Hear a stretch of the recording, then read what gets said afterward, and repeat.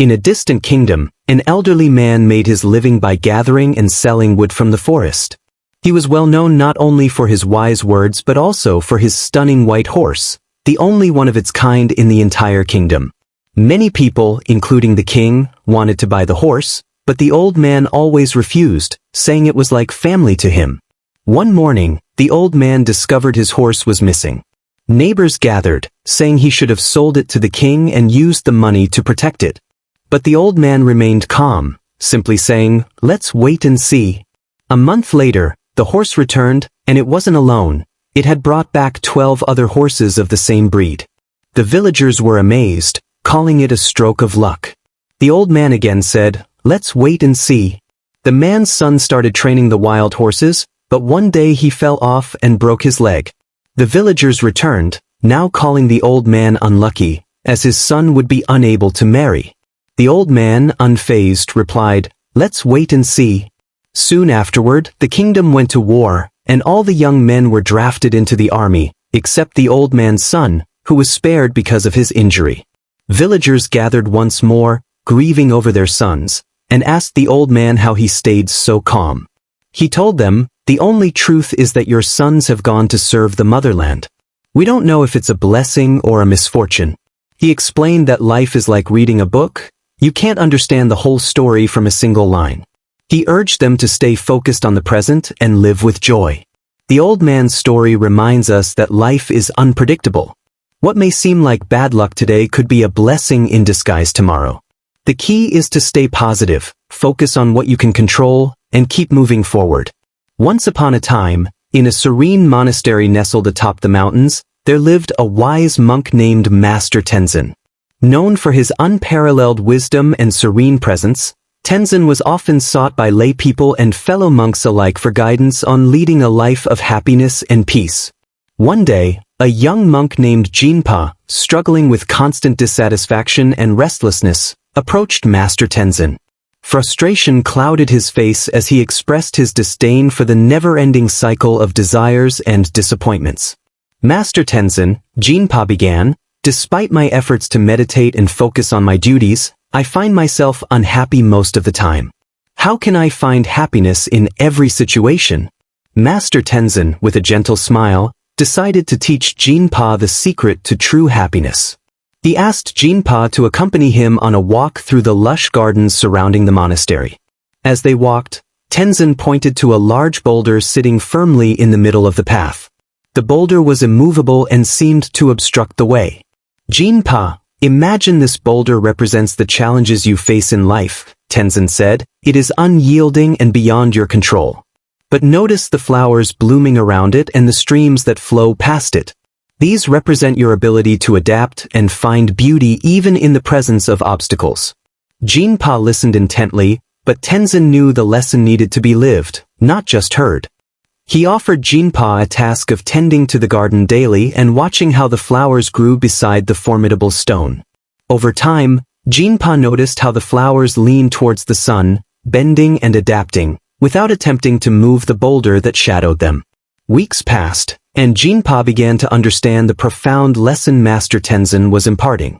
Happiness, he realized, was not about the absence of problems but about the presence of resilience and the ability to find beauty in life's inevitabilities.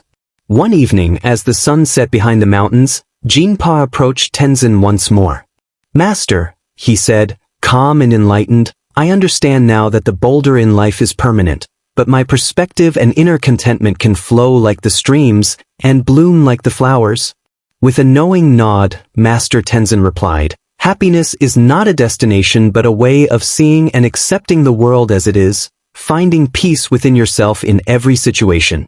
And so, equipped with this invaluable insight, Jinpa learned to embrace each moment of life with a smile, reaching a profound, unshakable happiness. In a serene mountain temple, surrounded by whispering pine trees and flowing streams, lived a monk named Tashi. Known for his radiant smile and contagious laughter, Tashi was a symbol of joy to everyone who visited. Yet, his cheerful demeanor puzzled many who knew of the hardships he had faced in life. One day, a young novice named Lobsang, eager to learn the keys to happiness, approached Tashi. "Master," he asked, how do you remain so joyful even in times of trouble? Tashi chuckled warmly and invited Lobsang to sit with him. Let me tell you a story, he began. Years ago, I was not unlike you, searching for happiness outside of myself. I believed that to be happy, everything around me had to be perfect. But life is not always kind, and neither was it to me. In a single year, I lost my home to fire, my closest friend moved away, and I fell gravely ill. Lobsang listened intently, expecting to hear of some miraculous turn of fate. But Tashi continued, during this dark period, I found myself at a crossroads. I could let misery consume me, or I could find peace within. I chose the latter. I realized that true happiness is not the absence of problems but the ability to deal with them. But Master, Lobsang inquired, how did you cultivate this happiness from within? Tashi smiled mysteriously. I began by embracing impermanence. Everything in life is transient, both joyous moments and despairing ones. By understanding that nothing lasts forever, I learned not to cling to happiness nor despair in misery.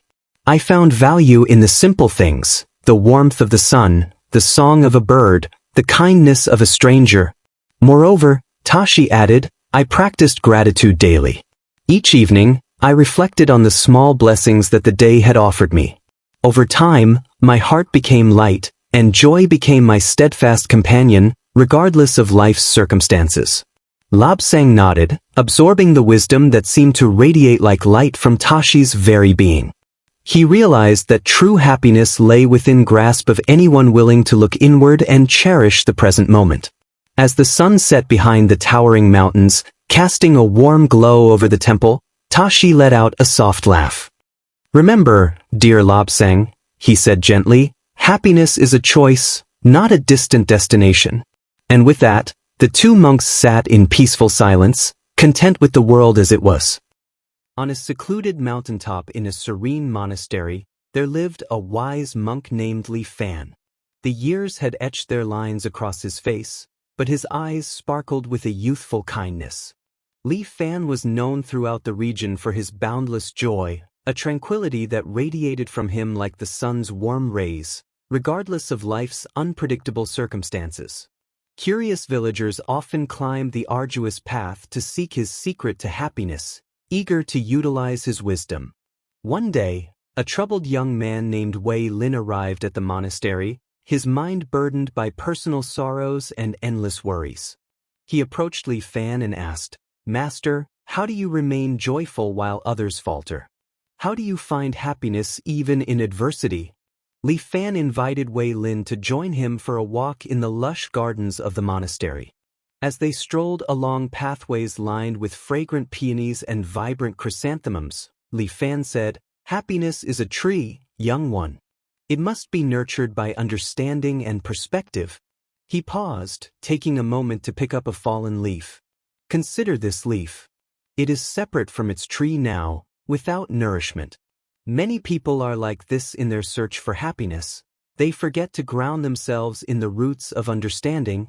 Wei Lin was puzzled and sought further explanation. Smiling gently, Li Fan continued, True happiness is accepting the impermanence of all things and embracing the moment without attachment. When it rains, feel the raindrops. When the sun shines, welcome its warmth. Each experience is part of life's natural rhythm. As weeks turned to months, Wei Lin learned through practice. He swept the floors with mindfulness, cooked meals with gratitude, and meditated among the hills where the wind whispered ancient songs. Gradually, he noticed life was less about chasing joy or avoiding sadness and more about finding peace in the present. He realized, just like Li Fan had shown him, that happiness was not a destination but a continuous journey. Years later, people who met Wei Lin saw the same sparkle that once glowed in Li Fan's eyes. He, too, had come to understand that true happiness is not the absence of difficulties but the ability to rise above them with grace and acceptance.